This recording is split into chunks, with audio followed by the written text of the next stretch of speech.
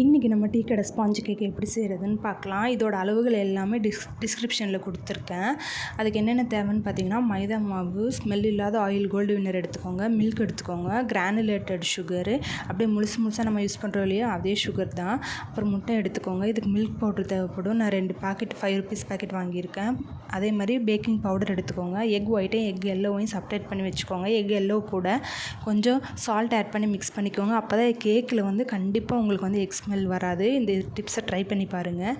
அப்புறம் வெட் இன்க்ரீடியன்ஸான அந்த milk powder, baking powder, மைதா 3 add பண்ணி வச்சுட்டு எக் ஒயிட்டை வந்து கொஞ்சம் கொஞ்சமாக பீட் பண்ண ஆரம்பிச்சிருங்க. அந்த சுகரை வந்து கொஞ்சம் கொஞ்சமாக ஆட் பண்ணி பீட் பண்ணுங்கள். அப்போ தான் ஸ்டிஃப் பீக் வரும். வந்ததுக்கப்புறம் எக் எல்லோ வந்து ஆட் பண்ணி நல்லா பீட் பண்ணிக்கோங்க. நான் சொன்ன மாதிரி கரெக்டாக ட்ரை பண்ணிங்க அப்படின்னா உங்களுக்கு ரொம்பவே ஸ்பாஞ்சியான கேக் கிடைக்கும். அப்படி கிடச்சிதுன்னா கண்டிப்பாக எனக்கு மெசேஜ் பண்ணி சொல்லுங்கள். இப்போ வந்து பார்த்திங்கன்னா கொஞ்சம் கொஞ்சமாக அந்த மைதாவையும் ஆயில், மில்க் இருக்கு இல்லையா, கொஞ்சம் கொஞ்சம் ஆட் பண்ணி 3-4 டைம்ஸ் ஆட் பண்ணி மிக்ஸ் பண்ணுங்கள். அப்புறம் வெனிலா எசன்ஸ், கொஞ்சம் பைனாப்பிள் எசன்ஸ் ஆட் பண்ணிக்கோங்க. இந்த மாதிரி ட்ரை பண்ணிங்கன்னா ஸ்பாஞ்சியான கேக் ரெடி.